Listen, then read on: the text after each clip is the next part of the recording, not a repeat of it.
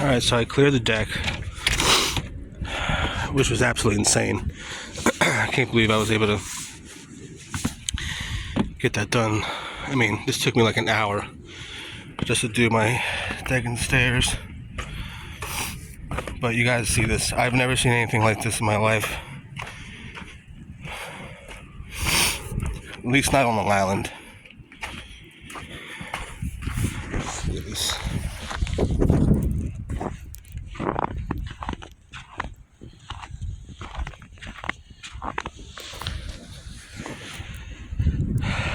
Guys, that's a street.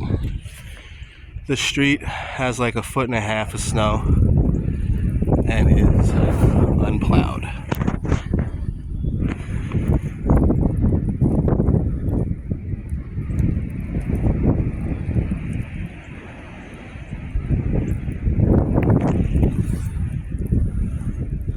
The snow drifts have left like 4-foot banks like that.